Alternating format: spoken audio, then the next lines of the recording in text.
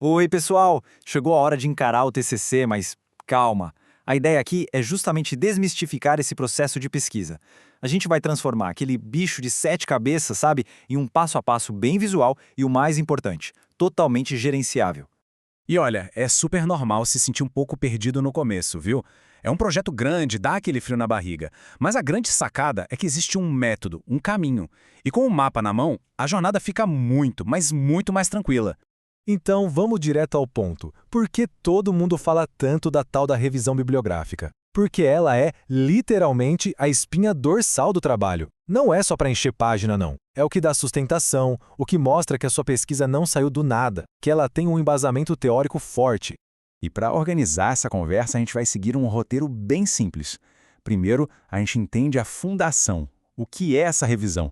E depois, mergulhamos em 4 passos bem práticos: traçar a rota, fazer a expedição do conhecimento, processar os achados e, por fim, construir a narrativa. Bora lá?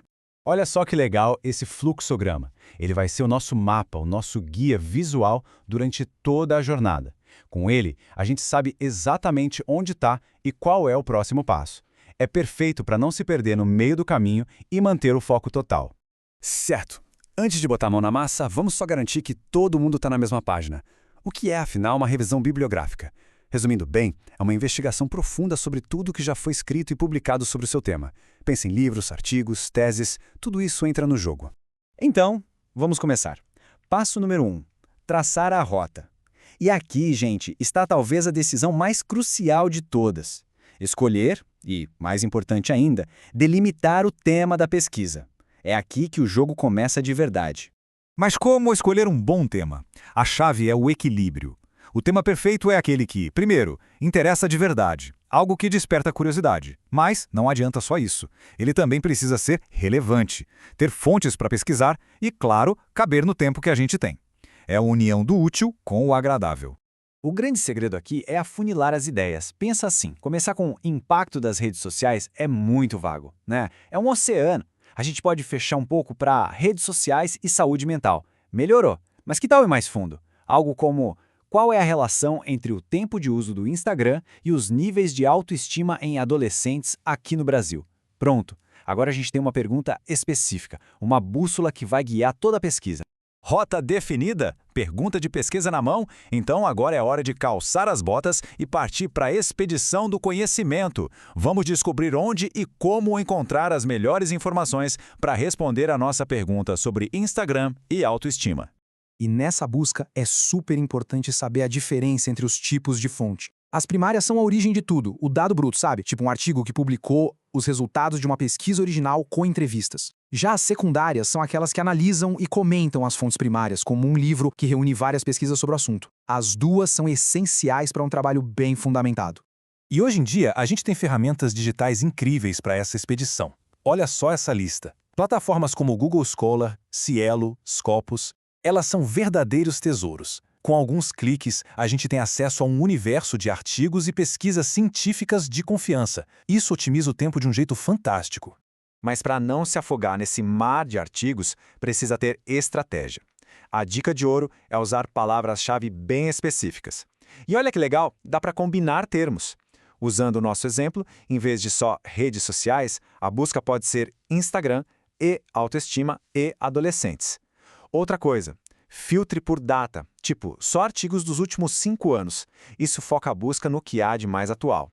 Ok, a caça ao tesouro foi um sucesso. Mas e agora, o que fazer com essa pilha de artigos? Chegou a hora de organizar a bagunça e, principalmente, analisar tudo isso. É o momento de transformar um monte de informação em conhecimento de verdade. E a melhor ferramenta para isso, uma técnica super clássica e eficiente, é o bom e velho fichamento. Basicamente, é um jeito organizado de fazer anotações de cada fonte que foi lida. Com isso, nenhuma ideia genial se perde e fica super fácil de achar as informações depois, na hora de escrever. E uma ficha bem feita tem uma estrutura básica, sabe? Tem que ter um cabeçalho para saber do que se trata, a referência completa do artigo ou livro, o corpo, que é onde vão as ideias principais e as citações, e onde a fonte foi encontrada. Pensa nela como se fosse o seu banco de dados pessoal da pesquisa. Mas atenção, o fichamento não é só para resumir, hein?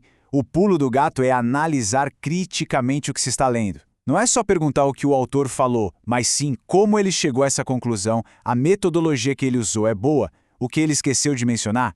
É preciso dialogar com o texto. E, finalmente, chegamos ao grande finale, o passo 4. É aqui que toda aquela organização, todo aquele fichamento, se transforma num texto coeso, numa síntese que faz sentido. É a hora de contar a história que a sua pesquisa revelou. E aqui vai a dica mais importante de todas. A sua revisão bibliográfica precisa ser uma história, não uma lista de supermercado. Não é para ser só um fulano disse isso, Beltrano disse aquilo. A mágica acontece quando se conecta as ideias, se mostra como um autor responde ao outro, como o debate sobre o tema evoluiu. E como se constrói essa história? Uma boa tática é agrupar os estudos por temas.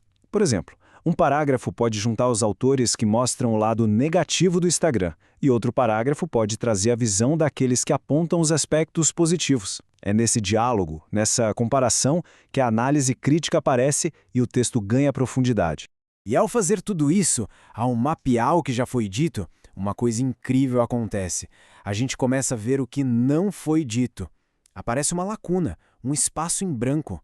Talvez todo mundo tenha estudado isso nos Estados Unidos, mas e no Brasil?